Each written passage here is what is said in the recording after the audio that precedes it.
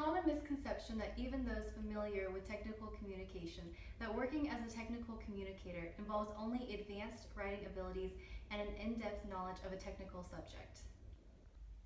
And while these qualities are definitely a part of the everyday life of a technical communicator, they are only a fraction of the know-how that technical communicators must bring to their work.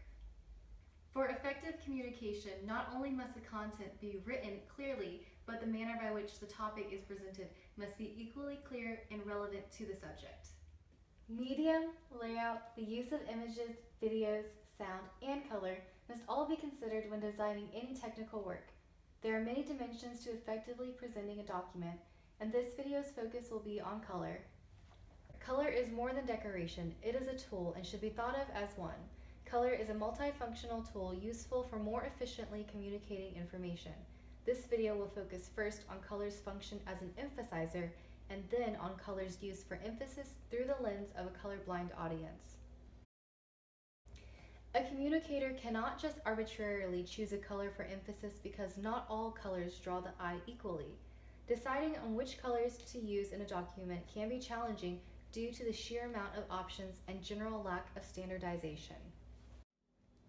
Fortunately, there are basic rules to follow when using color for emphasis. The most basic of these rules is universal design principle. If everything is emphasized, then nothing is emphasized. Of course, this rule holds true not just for emphasis via color, but also for fonts, underlining, bold, etc., and is obvious from this example. It is impossible to decide which section of this document the reader's eyes should be drawn to. This is because the color red draws the eye more than any other color, which is why it is so often used for important messages. Discontinuity also draws the eye. In a web page full of black text, it is quite easy to find a link to another page because it is blue. Not that the color blue itself draws attention, but the fact that it is the only blue word in a page full of black text. It is important to note that when using color for emphasis, that a sizable portion of the population is colorblind. 8 to 10% of males are colorblind, and 0.5% of females are colorblind. That means for a website primarily viewed by male readers, that 1 out of 10 readers could be colorblind. But how does this affect using color for emphasis? The answer is actually based upon what kind of color blindness the viewer may have. There are many types of color blindness: red-green color blindness, blue-yellow color blindness, and complete color blindness. And because only 1 out of every 100,000 people are blue-yellow color blind, and even less are completely monochromatic, we will focus solely on red-green color blindness.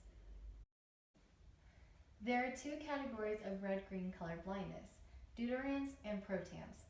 Both forms of this red-green color blindness are poor at discriminating small differences in hues in the red, orange, yellow, and green region of the spectrum.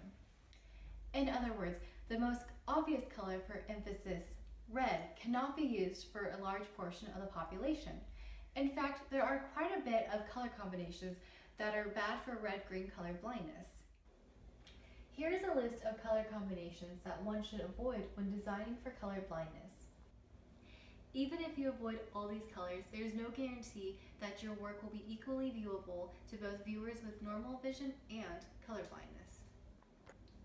There is unfortunately no one solution to designing for colorblind viewers, but in addition to avoiding the bad color combinations, we can make more user-friendly documents simply by following some basic guidelines. First, avoid using more than 2 or 3 colors in any document.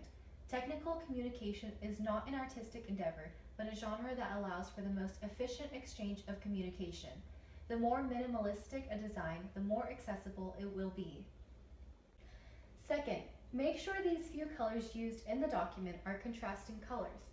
Just like black is a contrasting color of white, other colors also have contrasting colors.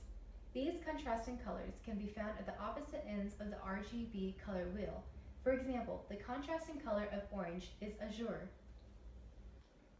Third, even contrasting colors can be made more distinguishable by adding textures.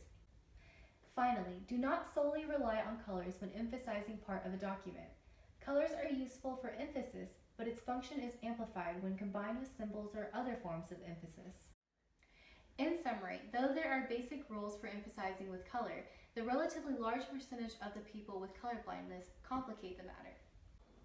Following these rules will raise a document's accessibility for the 10% of males and the 0.5% of females who are colorblind, thus broadening the amount of people who find your work useful.